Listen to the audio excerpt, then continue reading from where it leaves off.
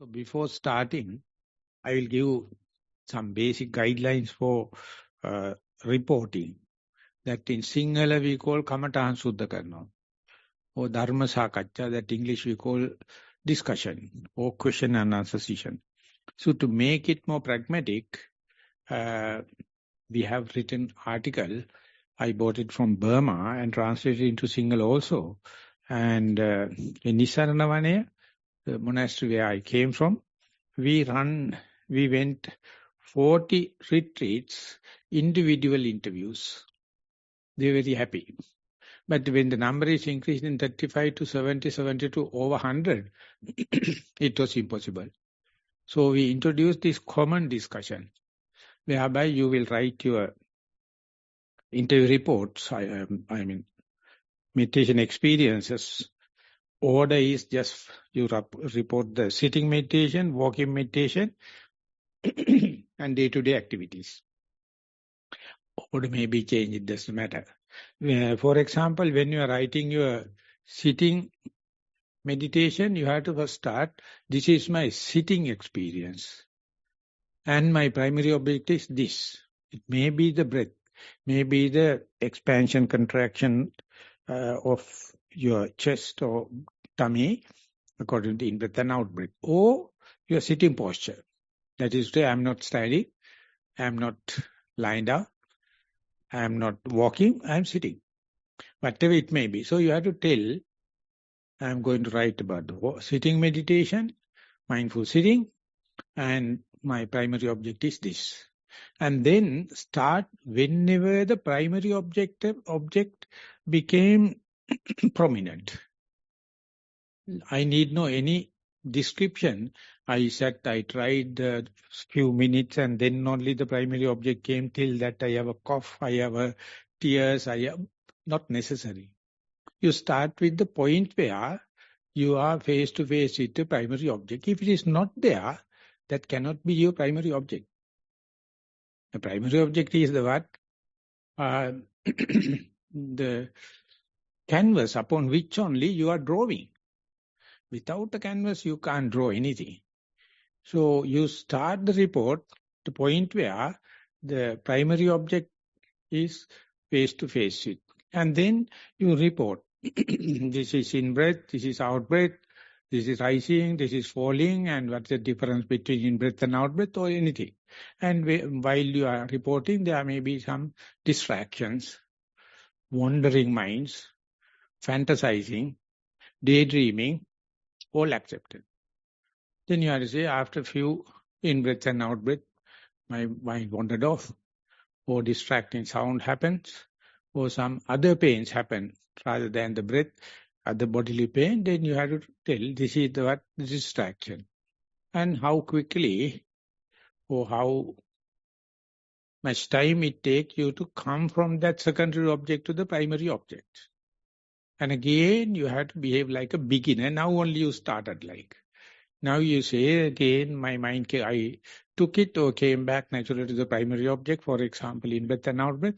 Then this time I can follow in-breath and out-breath for 4 cycles, or 4 seconds, 4 minutes.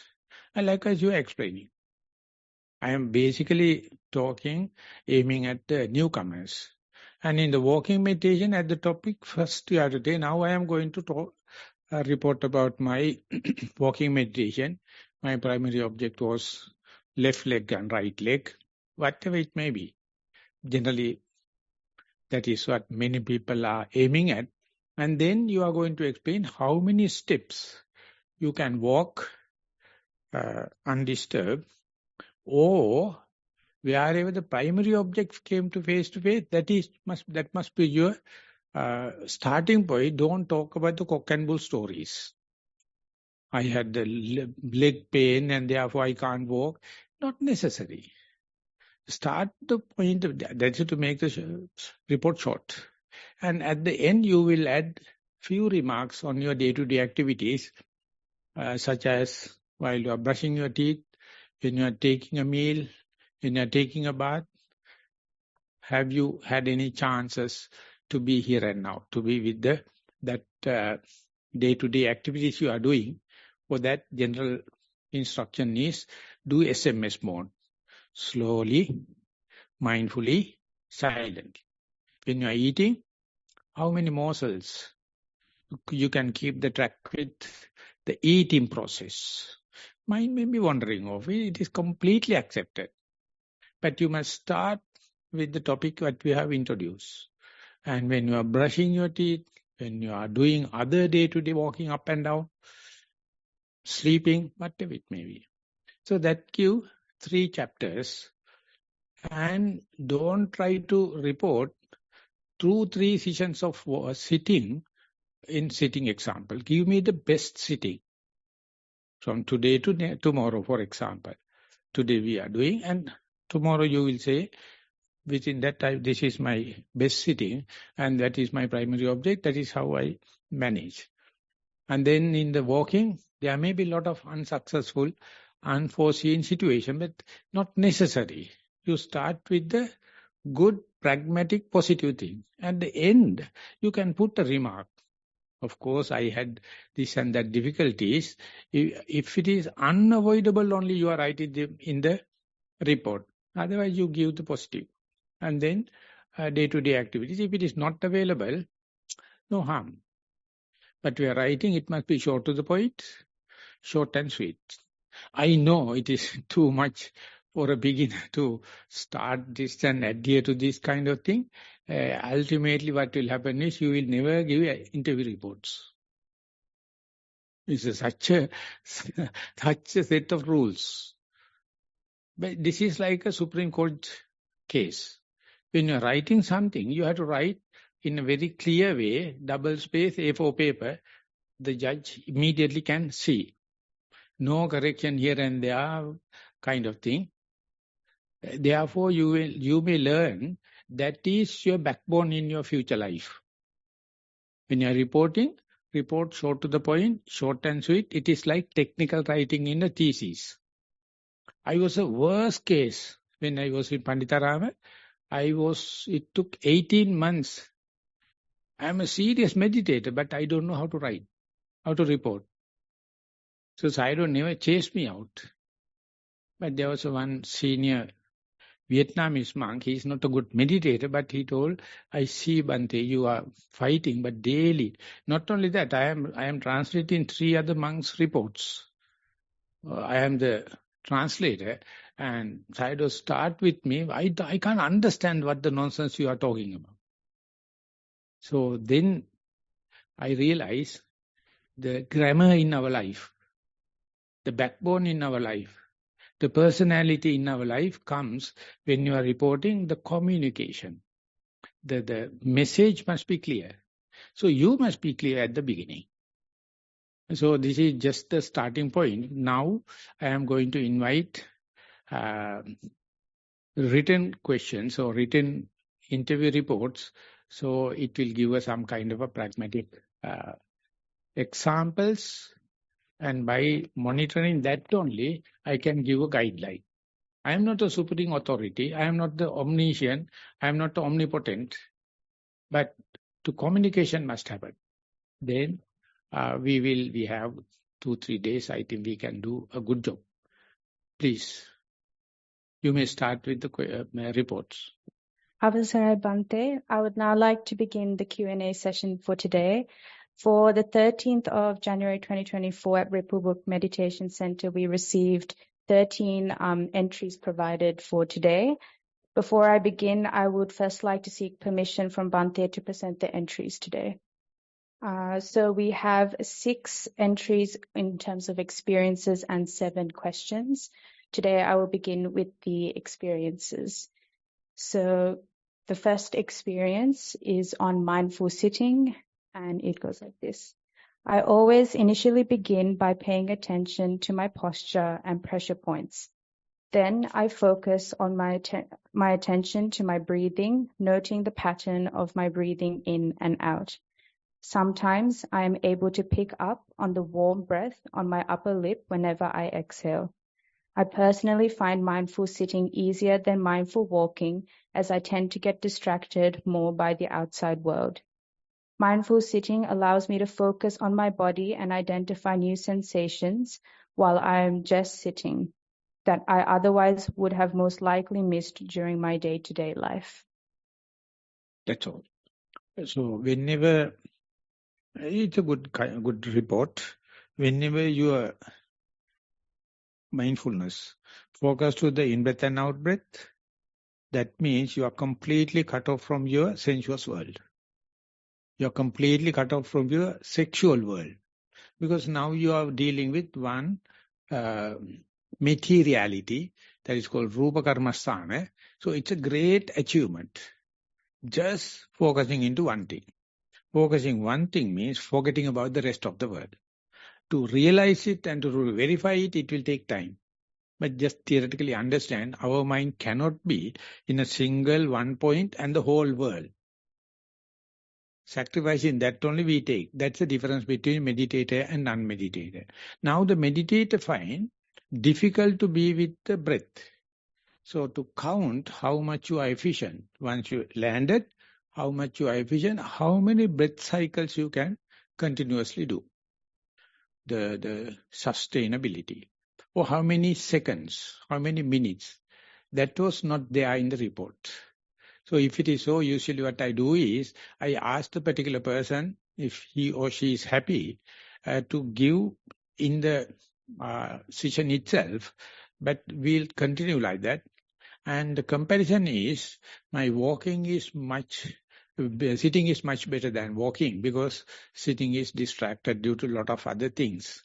But still, there may be some events, you just feel the right leg touching the ground. Or you may feel the left leg touching the ground, that it's a kind of a entrance, kind of entering into. That means you are walking, you are not daydreaming, you are not looking, you are not hearing, you are not smelling, you are not tasting, you are just touching. So you have to appreciate it, then only we can penetrate, we can percolate, we can jump into that particular object. That means walking. So therefore isolate. Now maybe 1 hour you are walking, 1 step, 2 steps. And then onward we have a common ground to talk with. So therefore comparison is okay. But there would have been some kind of 1 step, 2 step or few steps like that. So keep that in your mind in the next session. That is what we call the preparedness for your sitting. You go prepared. Whenever mind is going with the breath, that is the starting point. When you are walking, whenever the mind is aligned with the walking, 1 step maybe, few minutes maybe, that's the starting point. We'll go to the next. So the next one is another experience on mindful walking. So in my mindful walking, I felt the softness of the grass, the wet grass and the mud sticking on the sole of my foot. I had some thoughts, but I noticed it and continued my mindful walking. Some of them were of the past and the rest of them were from the future. I noticed it for a few minutes. Just then all of my thoughts went away. It was sort of like my mind is completely blank with no thoughts at all. I could stay in the blank for about 2 minutes. For the rest of the walking, I observed my thoughts. So this must be some kind of a senior yogi, knows how to write, knows how to do it. And not only that, but of course, it is not mentioning how many consecutive steps, how many seconds you can keep it with. That's also the essential part. But anyway, the thinking, wandering mind is based on thinking. So he or she must understand, now you forget about the whole world, we call Kamaloka, sensuous world, and come to the left leg, right leg, and soon it comes, you are free from all the tension and frustration pertaining to sensuous world. And when it happens, thought can come. But that is a very clear indication there is no sound distraction, there is no pain distraction, mind is not with the walking, I am with the thought. Exactly mindfulness. That mindfulness is much better than understanding the walking. And the general understanding is you just worry, telling, I can't walk, I can't be friendly with walking left and right because the thoughts. That means your generally outcome is hating thoughts, hating secondary object. Secondary object may be many. Thought, pain, sounds, imagination, mental. But now you have isolated it. That isolation cannot give results because you hate it. So please, don't fight with thoughts. Don't fight with sounds. Don't fight with pains. Understand how your mind is so sharp. Thought. And soon when it come back, no thoughts. So yesterday, we had the day before, we had a mindful camp. And they're very interesting questions.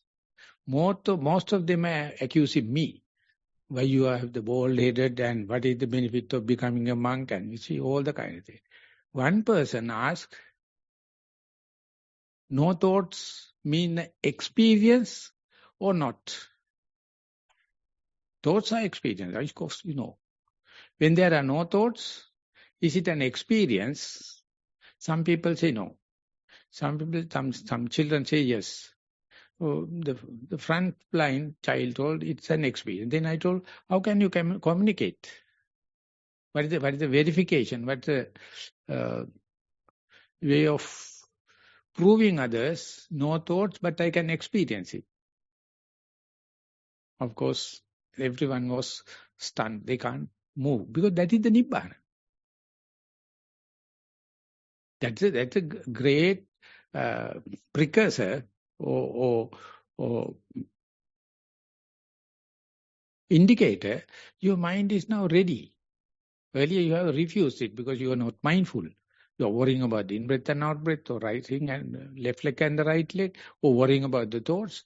But due to your proper handling, no thoughts, no rising and falling, no walking, no thoughts, no pain, no sounds. What is your experience? Shall you ask from that particular person? Person who has written would like to raise your hand, please. If it is not so, no harm. Yeah, it's not. No, it's not always. I am not asking. If it is so, I can analyze and chop it and cut it and no. So I am repeating the question. මට පේන්නේ මොන වෙන්නේ නැහැ. ඉස්සරහින් ඕල්මන්ට රැහිලා තියෙන්නේ. Now my question is, you have reported. Can you repeat the sentence, please? Please repeat. I came back to there's no thoughts. There was one sentence. That is what we are going to get the witness. So I noticed it for a few minutes. Just then all of my thoughts went away. It was sort of like my mind is completely blank with no thoughts at all. No thoughts at all. Is it an experience? Is it communicable? Can you share with unmindful person? This is what I experience as a mind without thought. Of course, nothing to say, no sounds, no sound, no pain, no left leg and the right leg. And the thought is the main culprit. It's also not there. What do you say? Is it an experience or not? Experience or not? Yes. Yes. So can you share it with someone? If it's a thought, you can say the past, future, good, bad, all the kind. But no thought, how can you share with yet another participant and another co-practitioner? If you know that there's no thought, that means you're mindful. Yeah. When there is no thoughts, mindful that what? What is your experience? How can you communicate with others? How can you share it with others? How can you verify yourself? You can know your touch points, like how you feel. Yeah, yes. When the thoughts are there, yes.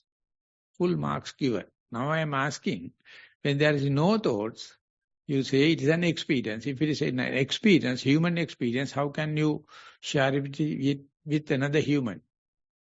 Impossible? So it's sort of like the blank is like when you have no thoughts and you just know your touch points. So like there's no thoughts. So you mean when there is no thought, there is a touching point? Yes, you're just like observing my touch points. Yeah. If it is so, that's the benefit of your touching point. When there is nothing, you know where to land. You know where is the pivotal point or the benchmark. But I thought, it has not been mentioned in the report, there was no thoughts, one sentence. In that particular thought moment, where is no thoughts, it's in an experience. I also agree with you. And how can we share with others? How can approve someone and no thoughts? Or how can verify yourself? It's an imagination or it's a reality? Reality? How do you verify it? How to prove? How can you prove it to me or to the other audience? That is your next experience. Next time when such a thing happen, writing is good. Otherwise we can't take it to the discussion. Write it and then go into that. See what's the experience of nothing. Our whole life is messed up and completely defiled because of experience. But we can have some points where no experience. We reject it because of this kind of questioning. This is the point the Buddha to be, found it. That was the opening part for the medium, the middle way.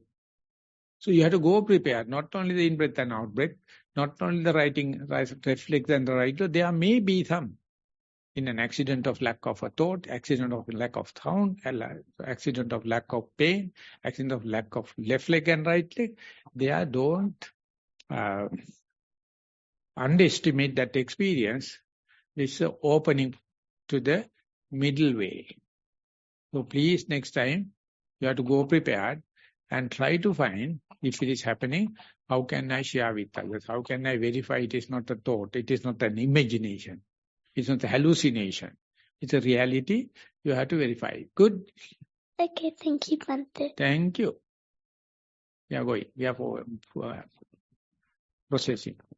So the next one is both an experience and a question in one for this person. So it is doing walking mindfulness, I was focusing on the foot which I am keeping.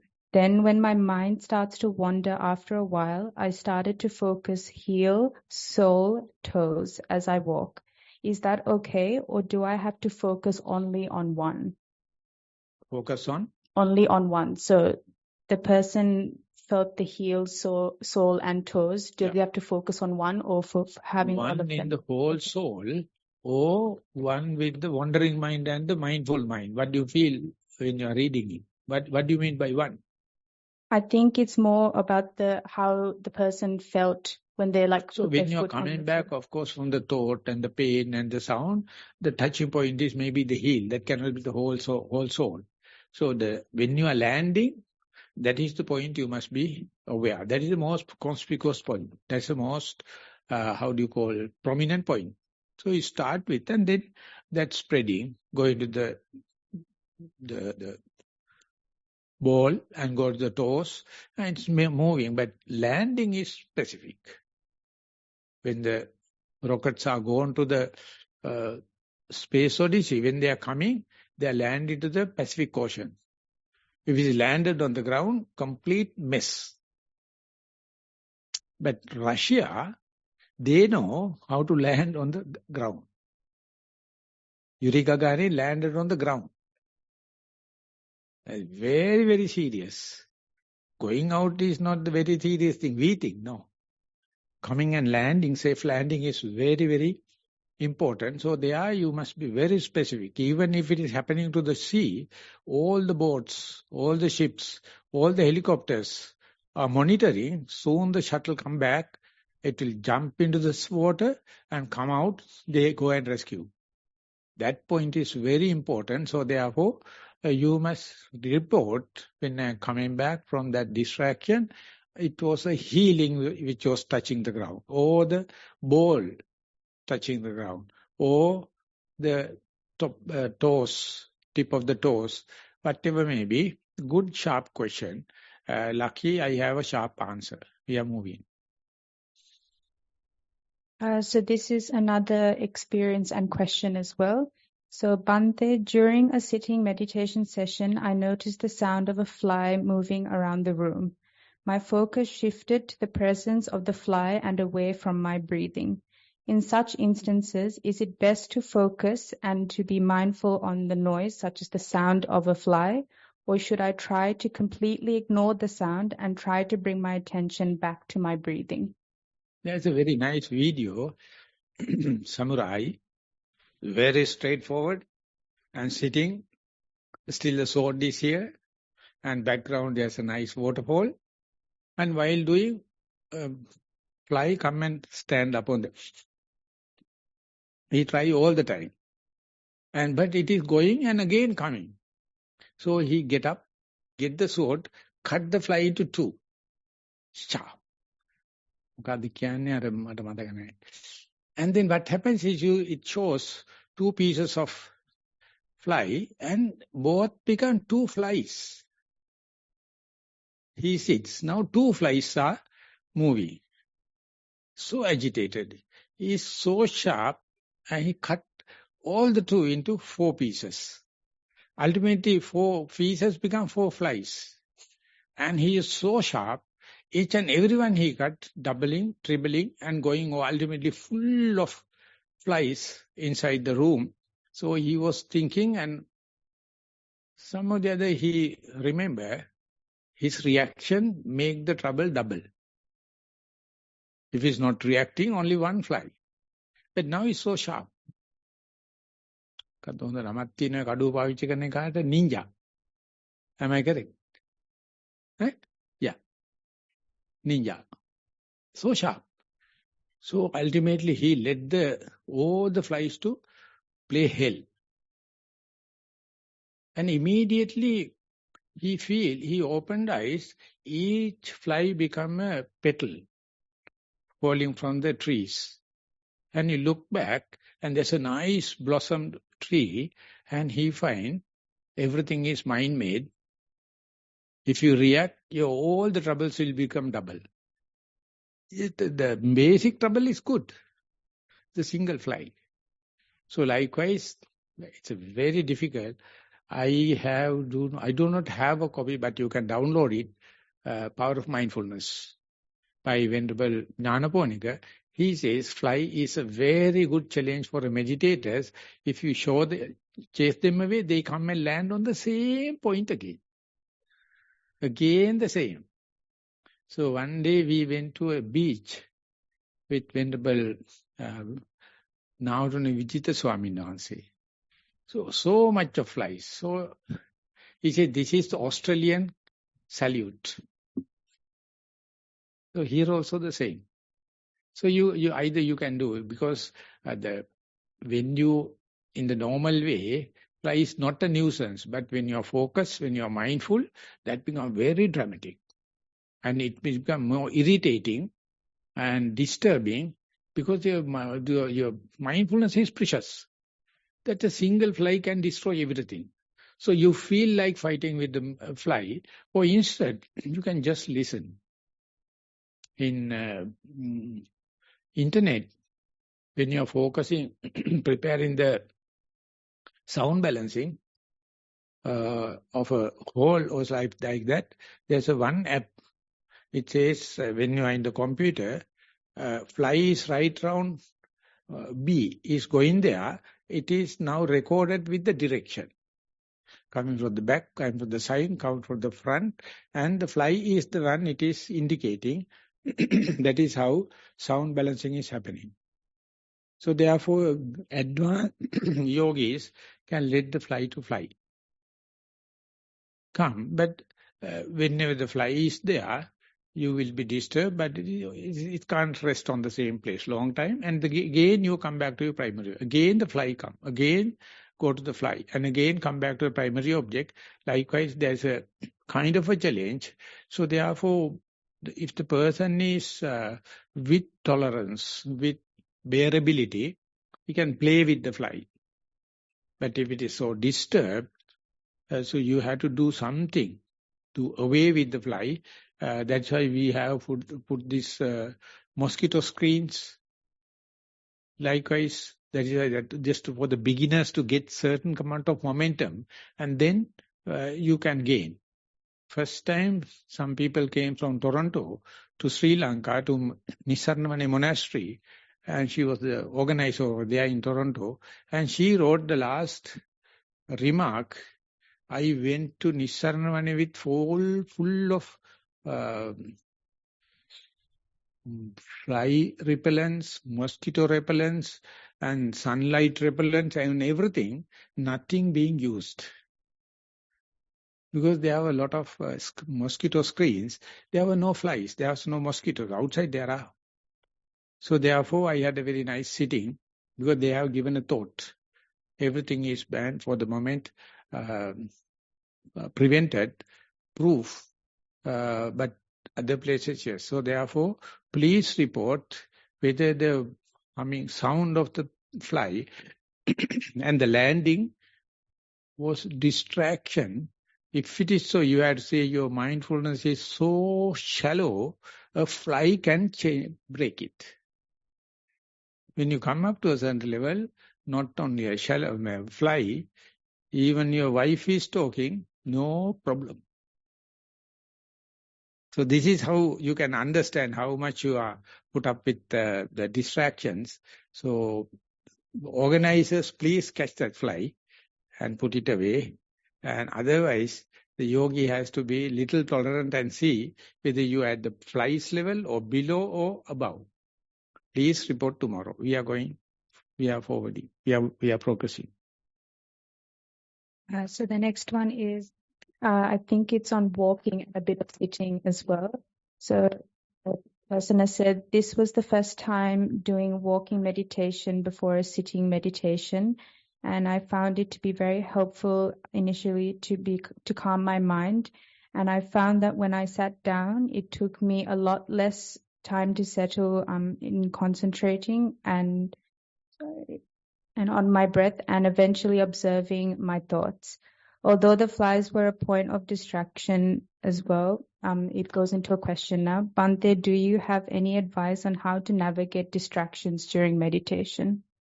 So that outside walking would have been distracted by flies, but the question is directed to navigating in outside or inside, not very specific. So, first remark is that those who are doing athletics, the field, this thing, they have the warming up session before the event. Then only you become mobilized, then you can go to the event. In meditation, specifically for the sitting, the walking meditation is the warming up process. I read as much as possible spiritual books, sacred books. No one recommended walking meditation except the Buddha. He's the only one prescribed, practiced, never use shoes for 45 years. And enormous literature about walking meditation. People do not recognize walking as a meditation because it is appear like outdoor and activities and multitasking and kind of thing. So when we go to Brisbane, and that it was Gibson University, it was a vacation time. But there was a very, very pleasant security lady, and she started walking with Venerable Dhammarakita. And I was just passing, and he introduced me. Then I told, good, you also must try. She has asked, what are you doing? He has explained that we have meditation session. But people are just walking. What is that? See, there are three parts, sitting, walking and day-to-day activity. She says, according to her, what I heard, I can understand sitting and meditating. How come there be a walking and meditation? I have never heard about. Never heard about. Because in that sense, the Buddha is kind of a genius. And for young people, that's the most missing point. When I practiced in 79, I had no meditating colleagues, no meditation centers, no meditation teacher. And when Dhammajiva, I was asking so much of questions. Then I told that I just wanted to practice mindfulness, but if I sit and wait, people will throw stones because I am such a distractor for any person. If someone is sitting, I go and disturb. So they won't allow me to be calm and quiet. Then I told Bhante, I have no chance. Then he told, just in walking, going to the lectures and coming back, I have to walk about 1.5 kilometers from our house. So while walking, just see. So you have to cut off all the friends. It's also a very difficult thing. Because I am a very social person and talkative. So there are a lot of techniques to let the others dropped. You are just walking in the street. And there only first I came to know, few steps went, it's a complete new idea. Wherever I going to entertain it, mindfulness stops, I started daydreaming and fantasizing. So therefore that's a very good way if you wish. No, if you have any interest in the walking meditation, the first report says walking is distraction, sitting is good. But if you catch the walking meditation, lasting meditation career you have. So therefore outdoor is challengeful. But if you do sitting after walking, you have contrast difference. So many, we have 1.5 hours. Sometimes we go to the schools like this and one class. So we have very little time. We go and let them sit. Maybe 5-10 minutes. We just gong the bell, sit. And then we introduce walking meditation. And after coming, we say, now compare the sitting before walking and after walking. Very, very clear difference, specifically for the beginners. So therefore, almost all the scientists, they discovered things not in the lab. After doing serious the labs and calculation, just walking up and down, everything, comprehensive knowledge happens. So therefore, walking is challengeful, but very good recapitulation, all your thing. So do it in a 50-50 basis. Sitting, walking, sitting, walking, sitting, walking. In my personal life, morning sittings are good for me. But evening sittings are very, very painful and lot of thoughts and kind of thing. So allocate lot of time for walking in the evening. Morning, after the sleep, sitting may be good. Yeah, likewise, you have to understand your character type, your personality traits. But thinking that it is bad, don't do away with. Do it to understand the negative side of the walking, negative side of the sitting. Do it longer time, lot of ways and means you can assimilate within yourself. Please continue. So the next one, it doesn't say if it's mindful sitting or walking, but it says, I found my mindfulness meditation to be very helpful in calming my mind and focusing on myself. My mind did wander, but I was able to bring it back to the mindful meditation. I look forward to continuing my practice mindful meditation. This particular person is confused with concentration and mindfulness. That is what happened to Sri Lanka. Many people take mindfulness toward the concentration. They will get good leaps and bounds, but discouragement is full of. So separate mindfulness and the concentration as much as possible. Mindfulness is just be aware what is happening. Concentration is you are focusing into something and your analytical power, penetrating power is high. So therefore for the beginners, we appreciate, we define mindfulness only. The concentration is a result of consecutive mindful thought moments, then it is going to concentration. But it is very attractive. It's an addiction. So when your concentration is not there, mindfulness is there, you will never report any positive thing.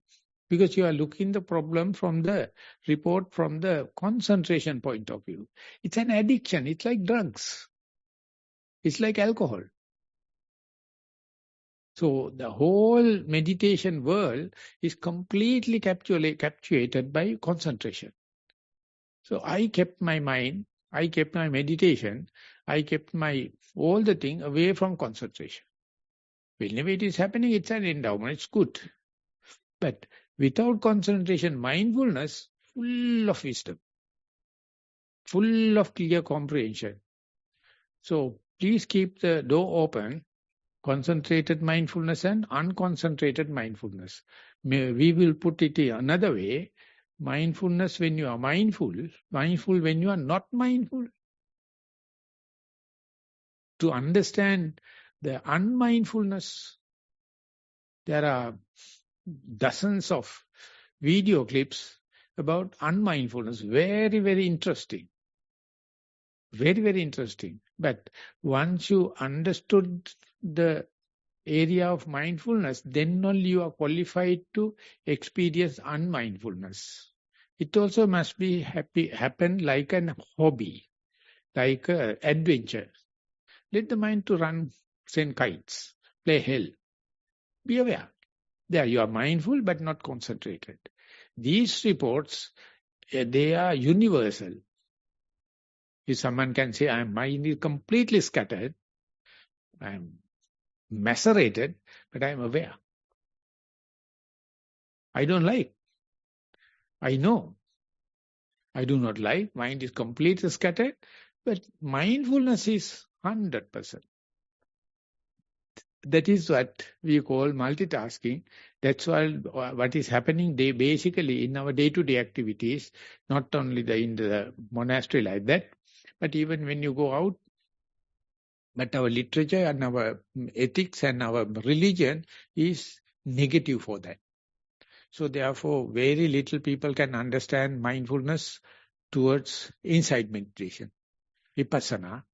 So this particular person is lucky, but equally unlucky, because they consider they mixed up with mindfulness and the concentration. That my prime task is to separate them and say, this is mindfulness, may or may not be with concentration, but don't negate, don't underestimate, even it is not concentrated. I would say at that time, mindfulness is more efficient, more skillful. It's just a matter of reporting. We'll go further. So the next one just says, sometimes when I practice mindful sitting and walking, my senses feel a lot sharper and clearer. My senses? My senses. So I would like to talk about that. As far as you are in the senses, you are a beast. You are a reptilian. You are an animal. But when the senses become subtle and subtle, you are going to consciousness unrelated to senses. That's the point spirituality starts. Sometimes philosophy starts. So therefore sharpness is a good sign. It's about to disappear now. But don't get frightened. The sharpness happen, everything muddle and they become sharpness and ultimately slowly dwindle off. You do not know how to facilitate it. Because you lose the grip, you lose the address, you lose the locality, you lose the pivotal point. But there onward, no boundaries, no tension, no frustration. Mind can go to the unrelated consciousness. I coined a term, anindriyabadda vijnane. So scholars found fault with me telling that I am inventing new things. No, it is just a deductive knowledge. So the sharpness is good, but your mind never happy when there are no senses, almost like death. So therefore, if the senses increasing, gross or reducing, become subtle, be aware. There are two, beyond the gross sensation and beyond the subtle sensation. These are the points where we have never explore. We are using only a 2% of your brain. Majority area going to far away, and when it's going there, you feel like threatened. But have the faith, have the belief. We are using only using the amygdala, that is the beast or reptilian brain, quickly reacting. But when you let it further subtle and gross, there it can expand. So few days time, I hope we can talk about that subject. Please continue. Whether senses gross or subtle or medium, keep the mindfulness awakened. Let that happen under the light of mindfulness. Good. So the next one is a question, and it's, what is the best thing to focus on while meditating? So you have to say, that's a good question. Answer is there, but the thing is, you are talking about the sitting meditation, walking meditation, or day-to-day activities. Accordingly, for the beginners, that particular point is different. I mean, this whole have a lot of access. One thing for the monks, for the late, from the back, from the side. But the shortest. That indicate where are you. So therefore you have to tell, you have to share with us, what are you talking about? Sitting, walking, or day to day? Can that particular person lead us to the practical point? Otherwise, this is the answer I can give.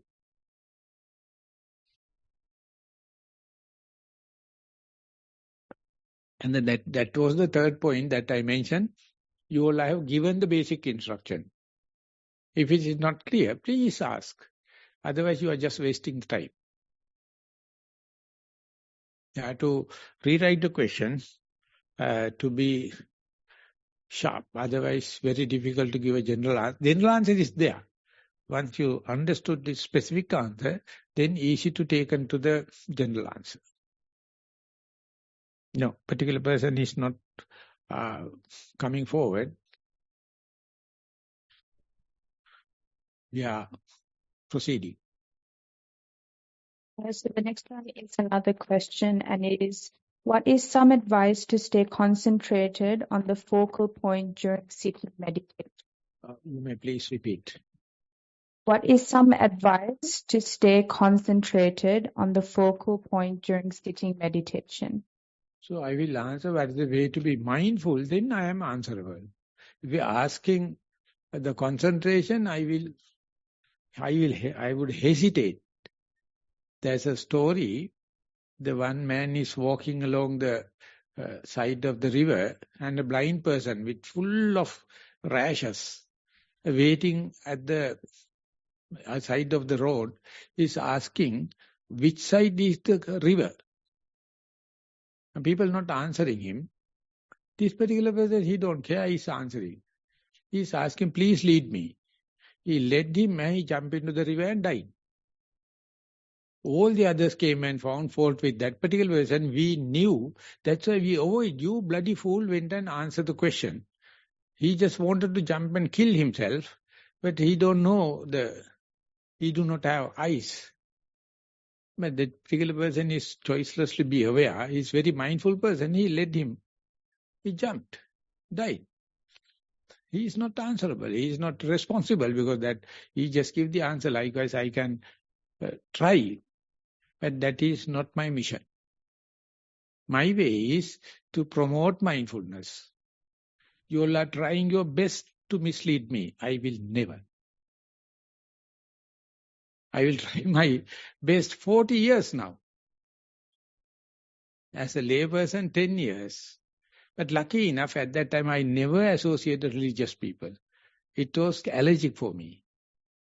Religious people are very nasty people. You may know what is happening in the Keysborough temple now. You can go, I went to Auckland, that's the same. When I go back to Sri Lanka, it's the same. So I will say, I am not a religious person. I am not giving all the way. I am asking about the mindfulness. For that, I am not omniscient, omnipotent, but fairly I can share. So if it is the subject is mindfulness, I will come with you. But if it is with others, I can give some people, or that is not my main concern. Yes? So the next one is a response for experiences, and it just says, through being mindful, I was able to mitigate feeling warm or certain pains and sensations. Mitigate feeling warm or certain pains and sensation. It doesn't say for either sitting or walking. Yeah. So that is what the mindfulness is. Otherwise, you are thinking about the other people, past and the future, other places. Whenever you become mindful, you are talking about mind your business.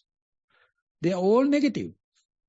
Pains are there, sounds are there, thoughts are there, difficulties are there. That is what we are happy to think about other people, other places, and past and the future. That's called daydreaming. So we are dreamers. We are not living people. Whenever you are mindful, only you are living. Otherwise, you are beasts or dreamers, hallucinations. That is what this developed world means. And the younger generation is completely blind. They never inside, they are always outside. They are never introvert, they are always extrovert. There's so much of question. When you go to the introvert, there's an end. Problems are less. So therefore, the thing is, many things you observe in the first phase of mindfulness appear very negative because we all are suffering from inferiority complex. We don't like our own experience. We don't like here and now experience. We are happy with Isaac Newton and that Charles Darwin and bloody fools. They bloody fools never be mindful. And they are writing nonsense. And that is what we are learning in the schools. And if we can vomit the same thing, we get pass. I was that type. Got pass, but always simple pass. Only 33 marks. I never being a first class, second upper, no. Yantang santam padang. But I am now in the top. Most of the batchmates either died or they have Alzheimer. They have children with autism and all bloody problems. No way. I am just learning, daily learning. So therefore, whenever you are inwardly, it is like eating myrobalan. Nelli වලට මොනවද කියන්නේ? Amla. Very bitter, very astringent, but after a while it's sweet color, sweet taste. At the beginning it is very, very astringent, very, very sour. But longer time when you keep it in your mind, even when you are drinking water, water also appear sweet. So therefore at the beginning, negative. Mindfulness, very capitalistic. Only the rich people can have business, but the young beginners find very difficult to start a business.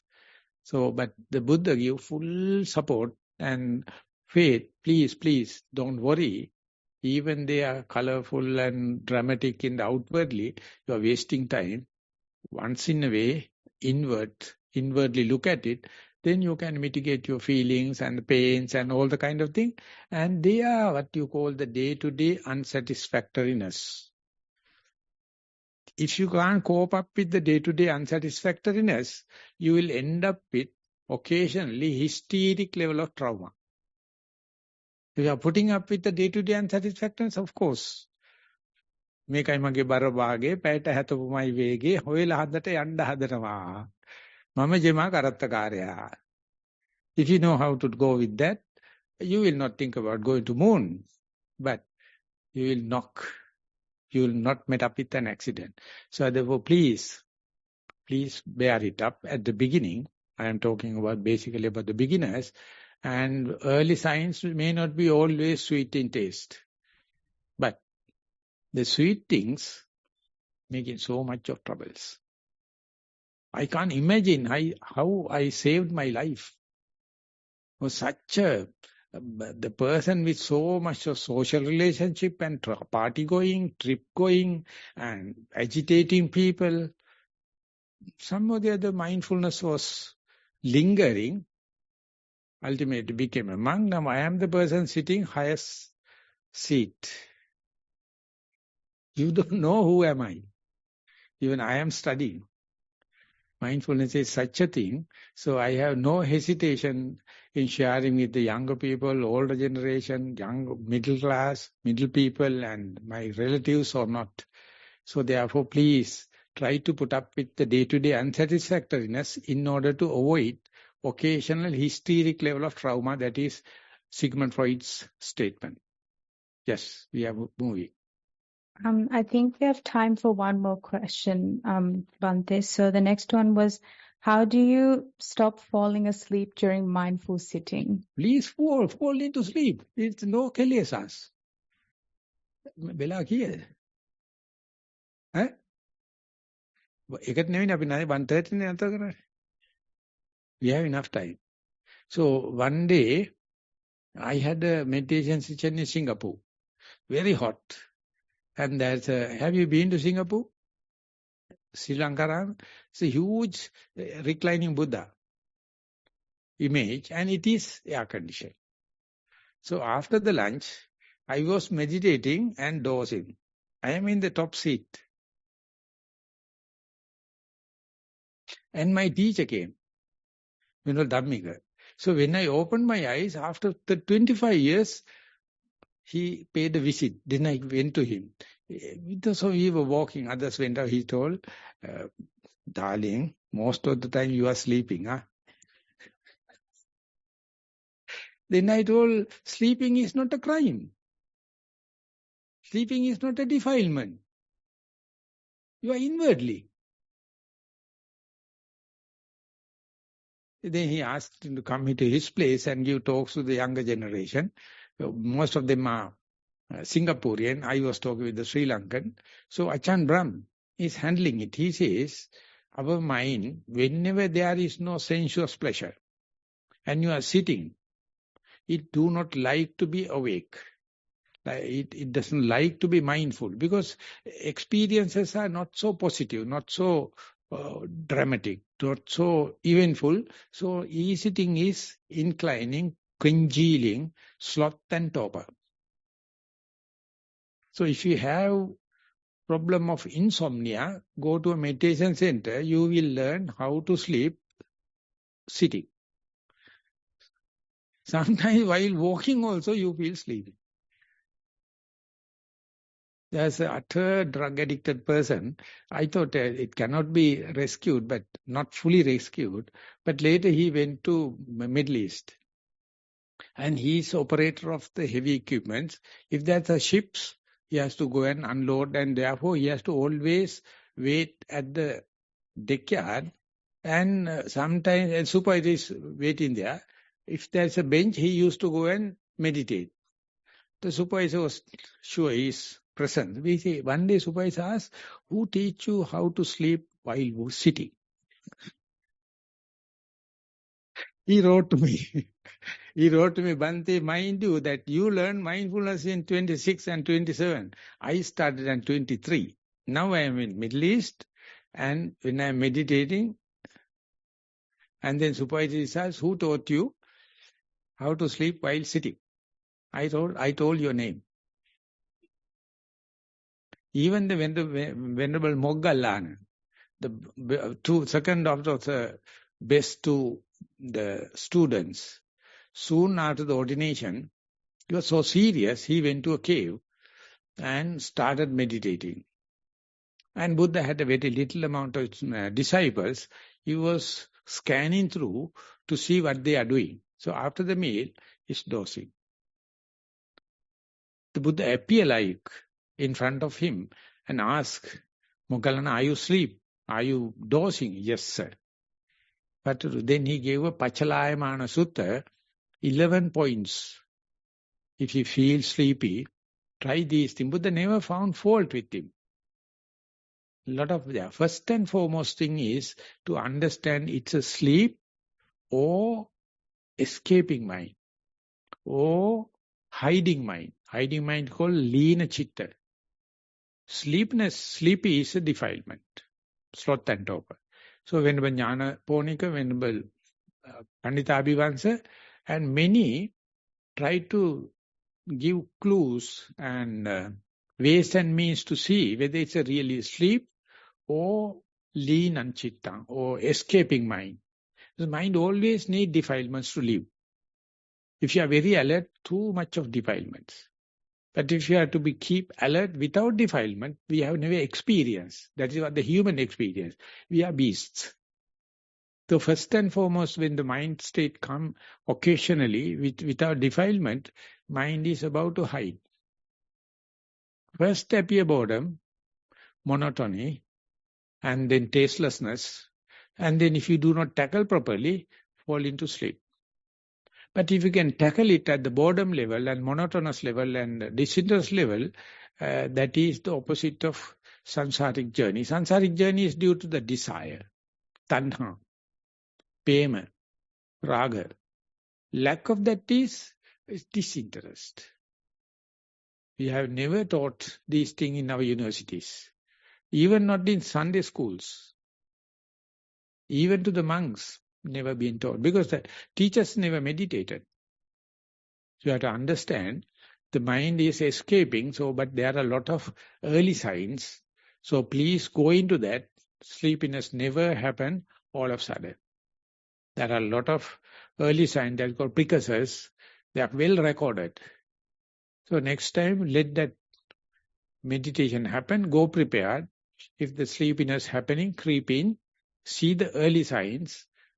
Whenever you see the early sign, that's the most awakened situation of your mind. The opposite of sleepiness. So therefore, preparedness is or be prepared is the best answer for that.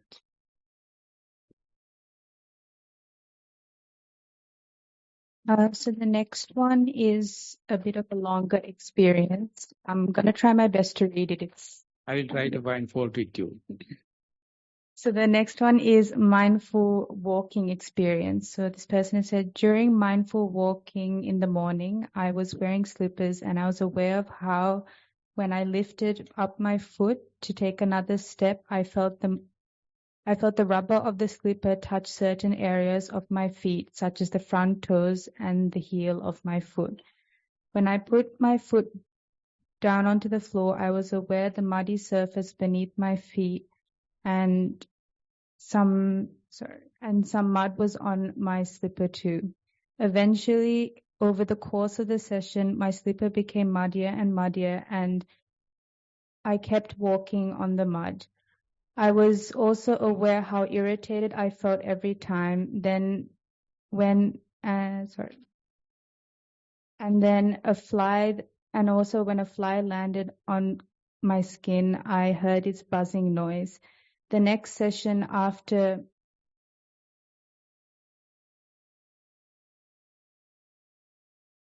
the morning, my feet and slippers, I decided to walk in the grass for a change. Sorry, I'm just trying to read this. I was trying to be aware of how every time I stepped in the damp grass due to the morning dew, I felt the cold sensation of the water against my skin. This session, I was able to be more mindful of my steps as there weren't as many flies or mud in the area around me. However, I was also being aware that I was distracted. So that means two substrata, two surfaces. There may be mud, it may be dirt, dust. And walking on the mud or a dirt ground or the grass. That means two structures. Leg is the same.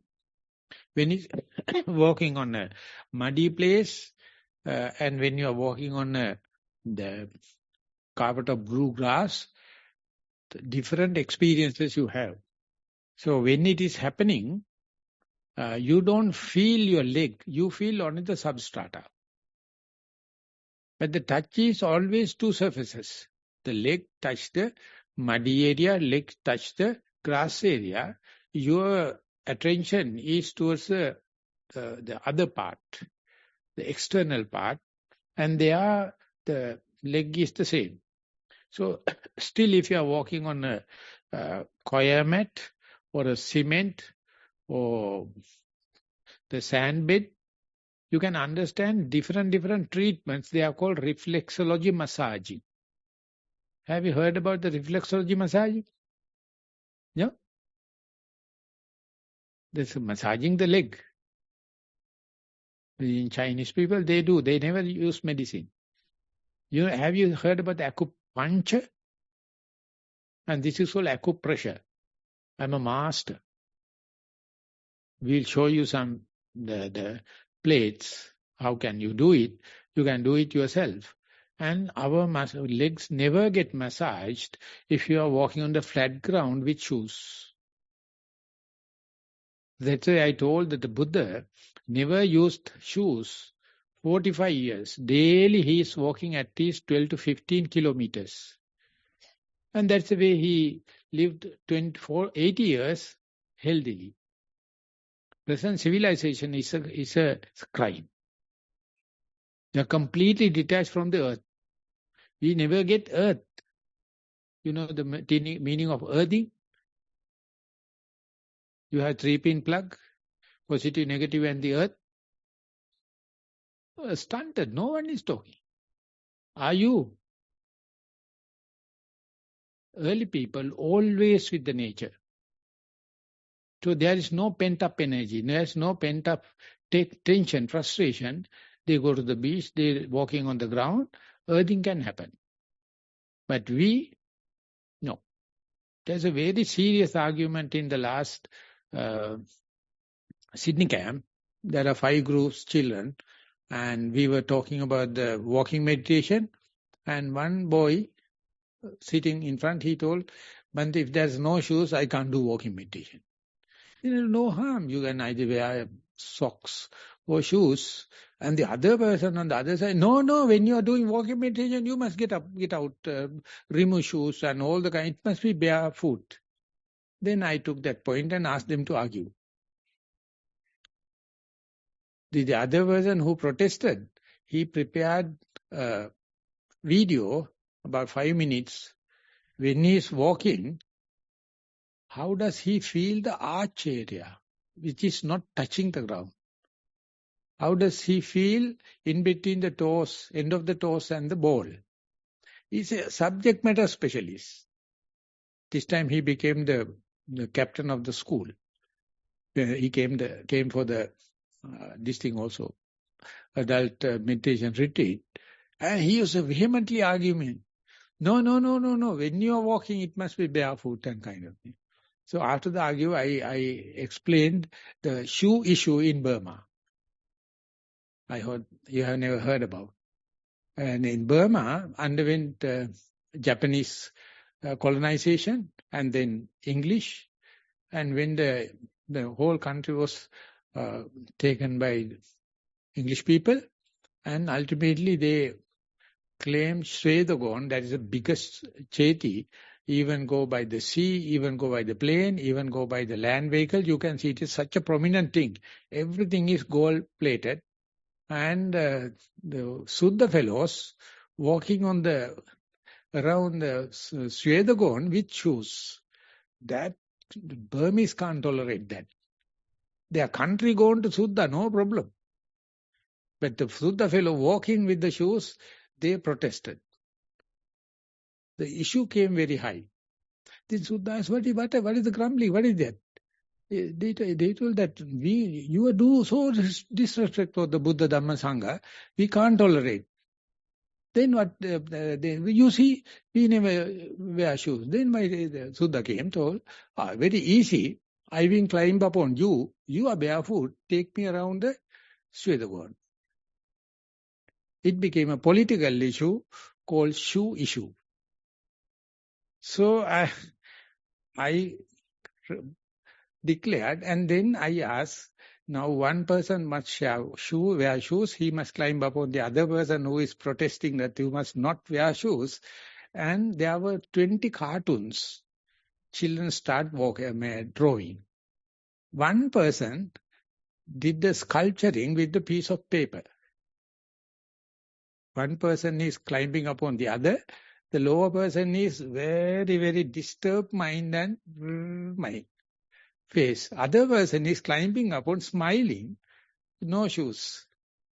This time we did it with aluminium foils. We gave enough aluminium foils, asked them to do the images, and I think I got everything to take it back to Sri Lanka, the shoe issue. So therefore, don't make it a hard and fast rule. Do whatever it may be. And later, your leg become hardened. And you can understand when you are keeping the leg on the hot surface. At the beginning, it is drastic difference. You can feel. If you keep long a little time, the heat will be absorbed into your leg. And your coolness of the leg will be absorbed to the ground. The contrast will be reduced if you keep the leg. If you immediately take it, big difference. So therefore, different surfaces and even the same surface, if you keep the leg little longer on an experimental basis, feelings are changing. So therefore, all these things are pertaining to mindfulness. We are learning different facets of our life, different facets of our walking meditation. So therefore, whatever it may be, try to keep the mindfulness intact. All the other things are changing. That changing nature is what we call anicca. That's the starting point of the deep Dhamma, anicca, dukkha, anatta. But you have to still be aware what is the texture of your leg when it is on the muddy place. What's the texture of your leg when you are in the grass, when you are on the wooden parquet, or cement, or quiet, or in the sand. So therefore, I proposed, there are some sand beds. Instead of different beds, we'll make one lawn. A lot of people can do it. So I'm waiting till the Venerable the Bhagavatam Vimalajana is coming to break all the structures and make it a sand floor. So we can use, but the thing is the masso, flies. And the other thing is too hot. Nissarana is the best world, best place on the earth.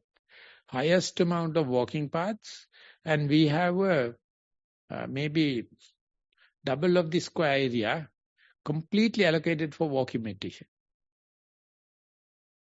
And there's no much of masso, but Maduro is there. I mean, mosquitoes.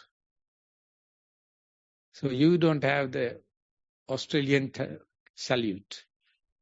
Many people coming to Nissarana appreciate the walking meditation rather than sitting, because many experience sitting, walking is less. So therefore, good starting point. But keep on, observe and write. This is very dynamic report. Good. Finished. Some more. There is a question. I don't think it's about mindfulness, but it's just a general question. So it says, Dear Venerable Sir, why are females considered less worthy in Buddhism? Why is it not possible for girls to become a nun? There are only those who worship 10 precepts. Why can the female never be a Buddha? No, I think there's no restriction as such. In Sri Lanka, we have 2 places. There are 8 preceptors. And 2 in this retreat, they wanted to become nuns. And they want to become bhikkhunis. One went to Burma. The other person asked the place. Then I told, these are the places I can recommend.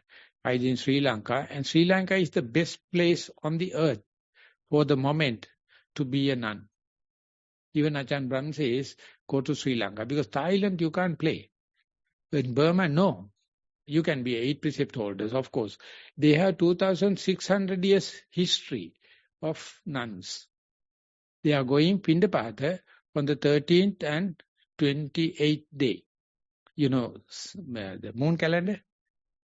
13th day, that's a day for nuns. And they get raw rice. They get money. And they go there and cook them and they do. They have a long tradition. It is not available. You look at the males, bloody fools, they never get ordained. There are a lot of opportunities. No, we can't find fault with that. Simply, you do not wish. Otherwise, ways and means are more than 30 years ago. I don't accept this complaint because nowadays a lot of examples are there. So, if you wish, I will try. I am not much promoting over the bhikkhunis, but I have enough facilities for, and Ovitivatta we have for 7 beds. And nowadays, Sheila is going to give the second story. She's always asking our opinion. Then I told, what opinion? Go ahead, do. The third time also asked, Bhante, you have not given your consent. I told, no. I have already given. Maximum can happen is the upper story can collapse. Only 7 nuns will be dying. Simple. The first story is not so strong enough. And in Nissarana, they don't allow any new buildings. Of course, we are not because it's monks' place. But Ovitivatta is there, Pilisarana is there, Anuradhapura, that Dhammajiva is running. It's a lot of wild elephants. And they early morning come to the gate and wait till the elephants are going and then go for Pindapat. They don't like pipe-borne water. They don't like Wi-Fi. They don't like electricity. But now everything given. They are doing a marvelous job. And a lot of non-Buddhists, a lot of girls are coming because so peaceful. So you have opportunity. I don't accept that. I know it's a male-dominant society. Can't help. But opportunities are increasing, so therefore don't make falsified complaints. So that's all the questions and entries that we received today. What is the time like? 2 o'clock, about 1:55. 55, that makes 25 minutes overtime. But I can't see that. I can't see that also. So 25, that's out of the break time, isn't it?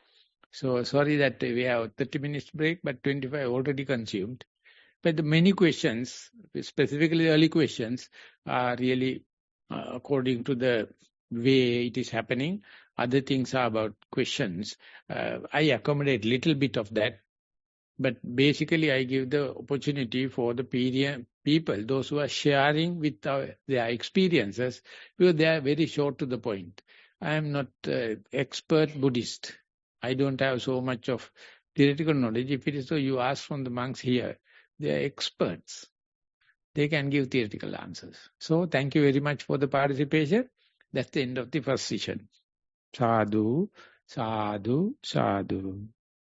Suapatvetva kamami kamitabang sukhi hontu.